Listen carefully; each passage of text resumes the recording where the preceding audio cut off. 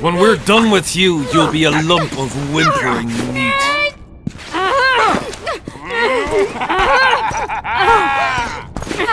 Elf! Kill the non-human.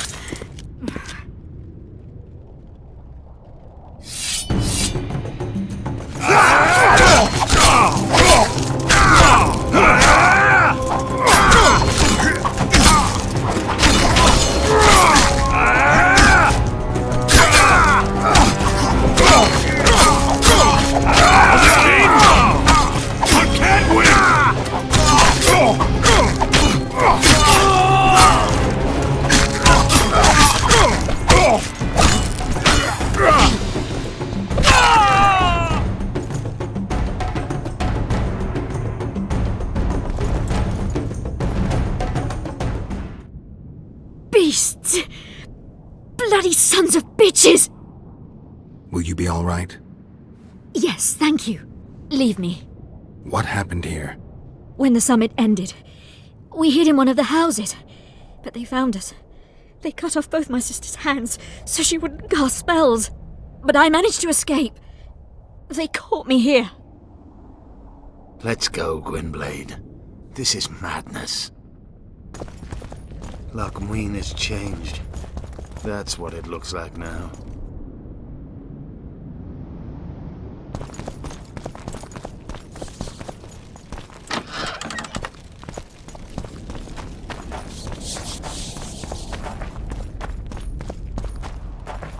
I think I heard something.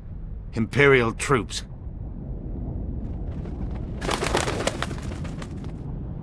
Long live the Emperor!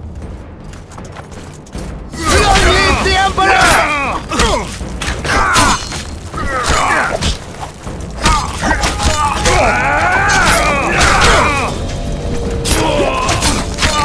Taste our skill!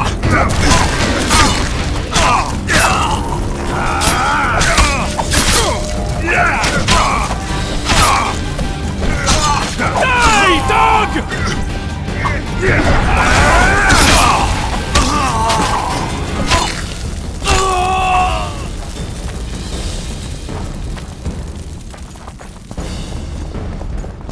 Finish your story. I managed to sneak into the Nilfgaardian kennel. It was relatively quiet there. Then I saw Letho leading Triss out. They let him go? No one dared stop him. I followed him. I think he noticed me, but didn't seem to care. Once the fighting died down, he went to the former Temerian camp. Is Triss all right? Yes. Letho defended her from marauders.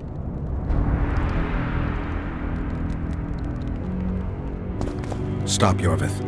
I'm going alone. Why? This is between the two of us. Take care of Triss until I return. Your choice. Mine, indeed. There's one more thing you need to know. Nilfgaard's armies have crossed the Yaruga. War is inevitable. Vafail, Gwynblade. Don't get killed. Farewell, Yorvith. If I don't return within the hour, find Saskia and leave without me. Are you all right? Yes. He saved me from the Nilfgaardians, and defended me from the troops. It's time to end this. Yorvith's waiting. I'll catch up with you soon. Geralt, he knows a lot. I know, Triss. That's why we need to talk. Don't get killed, Witcher. I won't.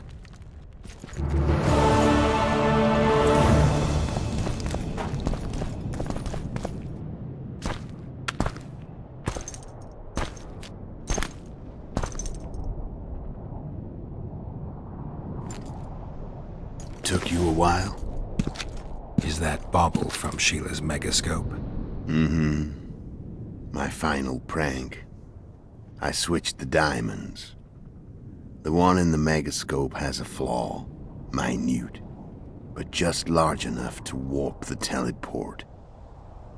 The Emperor's magic theorists assured me the effect would be spectacular. I let her escape. You're heartless. You've no idea what the Royal Witch Hunters have in store for her. A lot of pain for a long time. I don't doubt it. So, ready to lay your cards out on the table? No matter the game, there comes a point when all the players need to show their cards. I love that moment. But first... vodka.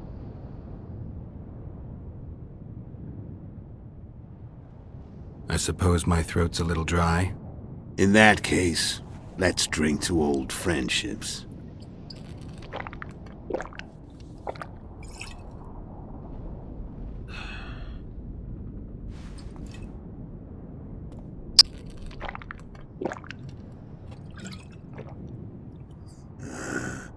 Recovered your memory yet?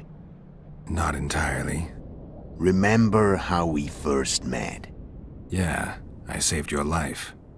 Couldn't think of a nicer way to pay me back? Frankly, I couldn't. I mean, taking care of another man's woman, Yennefer. I can't fathom what you saw in her, but I suppose there's no accounting for taste. The winter solstice 1270. Middenvern, the night of magic. Letho wasn't lying, the hunt had stopped. At the Hanged Man's Tree, the spectral riders selected from among those they had taken. Yennefer was among them. A wraith cannot be killed, only driven away. Every witcher knows that. Yet the riders fell beneath the blows of our witcher's blades. Crimson blood flowed from under their dead men's armor. We could not kill them all. They were simply too many. A stalemate. He was different from all other elves. There was no shame in his gaze. He had never suffered persecution. He had endured no massacres. Humans had not taken his land. This elf was not of this world. He was an invader. We struck a deal. My soul for that of Yennefer. He agreed, without hesitation.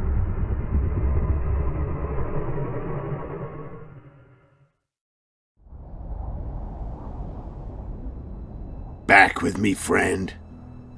Got the feeling you left for a minute.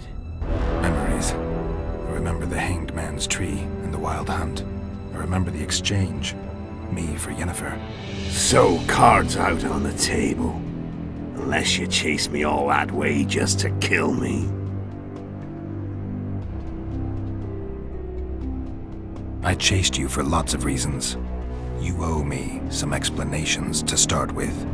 Let's say I do. Care to tell me what it was all about? Kill as many rulers as we could. Lay the blame on the sorceresses. Breed chaos. Prepare the North. Soften it before the invasion. And you know what's incredible?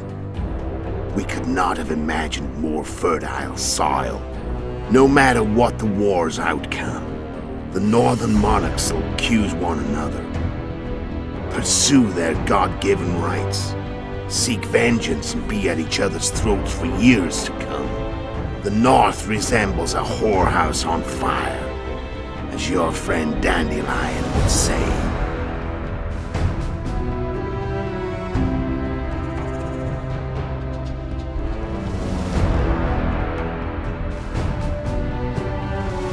Why are you still here? Why did you wait for me this time? I knew you wouldn't give up. I knew you'd pursue me. And I don't aim to hide anymore. Fact is, only you know the truth about me. Well, and a couple of folks whose word isn't worth spit anymore. I never saw you as a foe. I want to go my way. But if I have to fight you first, so be it. This story ends here and now.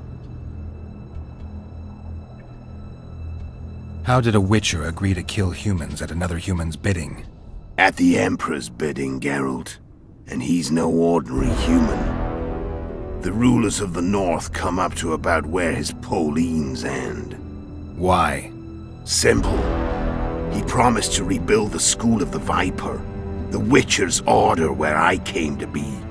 Witcher's schools in the south fell into ruin long ago, and Witchers themselves became internal exiles, banned from entering most cities. Besides Seret and Ox, I know of 2 other witches of the School of the Viper who should be alive and on the path. I don't know where they are. Haven't seen them for years. Now they can come out of hiding. They can come home. How did you know where we'd find the Wild Hunt? Every witcher who wears the Viper around his neck knows the place. We had so many books and scrolls about the hunt that I used to think our school was founded for the very purpose of solving the riddle of the spectral riders. Know who they are? You know the true identities of the riders? From what I understand, they're some damn elven race. But they turned out to be a big ruse. The legendary Omen of War proved to be a fairground attraction. No Market Square mage could possibly conjure up a cavalcade of wraiths speeding across the sky. Then there's the amnesia. No, there's something more, I assure you. Go ahead, enlighten me. I can tell you want to. There are a lot of legends and myths about it, but the Wild Hunt is a fact. I've fought and killed many of its wraiths. They were spectral emanations, the avatars of real riders. The riders we ran into by the Hanged Man's Tree. Are you telling me you were carried off by elves? Real material sons of bitches like the ordinary kind we deal with in this world? They may be ordinary in their world, but they're strangers in ours. The conjunction of spheres. Know the theory? Do you know how monsters appeared in our world? There's not a witcher who doesn't know that. So you know there are other spheres. The most powerful of our mages can open passages between these worlds, and they usually do that to summon the monsters we then have to hunt. The elves we saw come from another world, and they weren't summoned. They found the way on their own. It's not exactly easy, so they usually send their spectral emanations. They come in person on special missions. As they did for you and Yennefer. So, elves from another world and their trained wraiths. What do they want from you? I've got an idea, but that's not your concern. Tell me about Yennefer. What happened after I departed? She was feverish for several days, delirious, in agony. We thought that was it.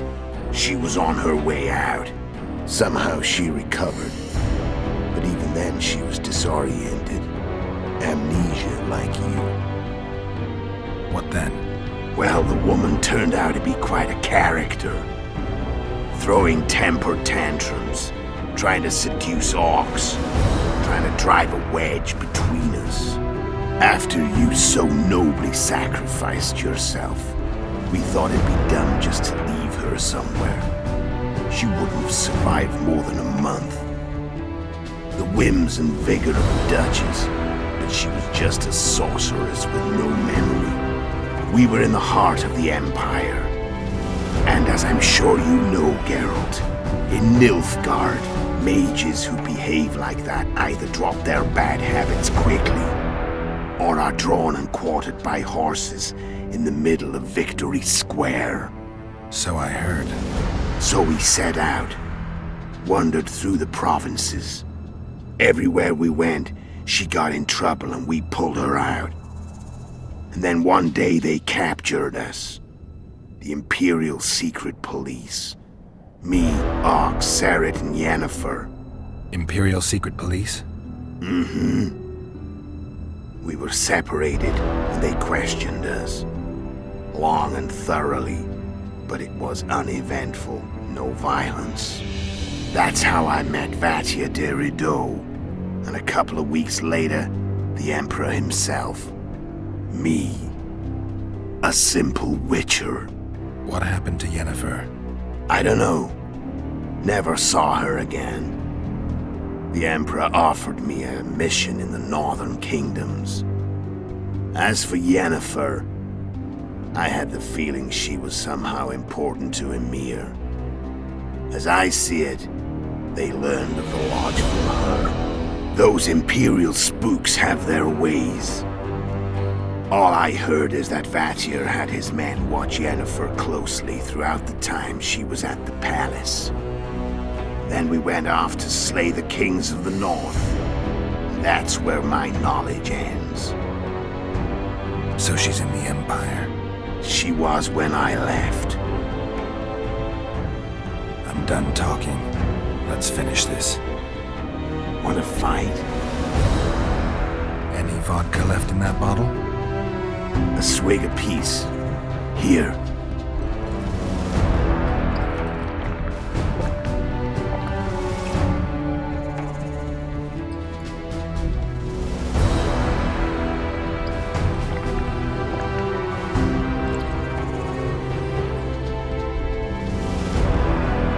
The Imperial army is probably crossing the Yaruga as we speak. Pure pandemonium will ensue. The North's finished. Time to go south, where the good life awaits. You're a fool, Letho. Both you and your Emperor are forgetting one thing. Misfortune brings people together. Very shortly, the North could be united like never before, thanks to you. But that's just not my concern anymore. I'm not your foe. I never was. Let me walk away and I will. You'll never see me again. Force me to fight, and this time I'll kill you.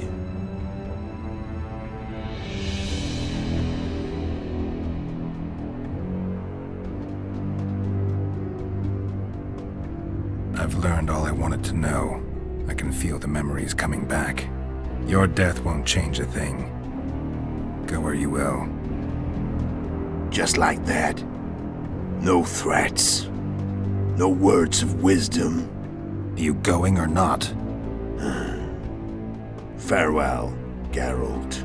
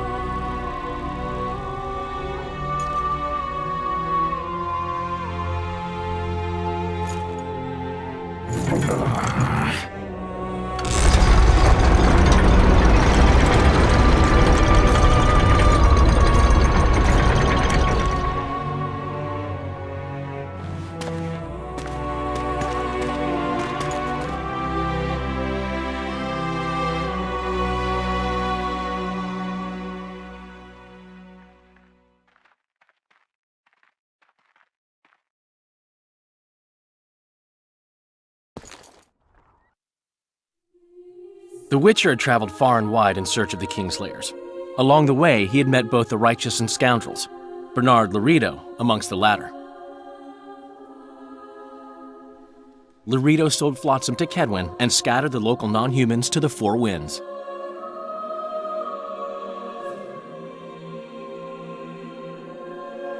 Flotsam became a military base. Its civilian population was resettled. In Aedirn, the Witcher witnessed Saskia the Dragonslayer achieve a great victory.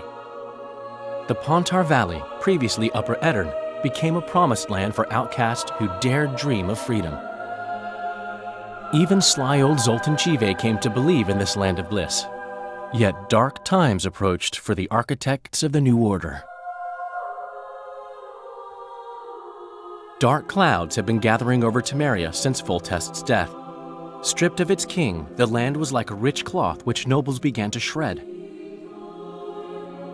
These minor scavengers, however, scurried off in fear when true predators reached out for their prize. The summit at Loch Muin sealed the fate of Foltest's realm, when Radovid of Redania and Henselt of Kedwin divided it between them. A tempest descended on the north, at least partly the work of manipulative mages. It seemed the turmoil in Temeria, Aedirn, and Kaedwen would benefit them most. Common folk turned against sorceresses and all magic freaks, witchers included. Castles that had hitherto welcomed mavens of the magic arts now shut their gates to any who sought shelter there. A witch hunt ensued.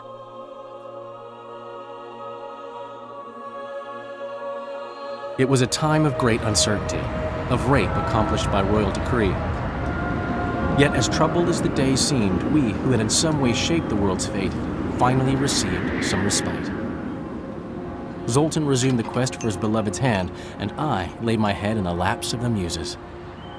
Who could have known this tempest which had ravaged the north was but a harbinger of darker days, and the preamble to an entirely new tale of Geralt of Rivia?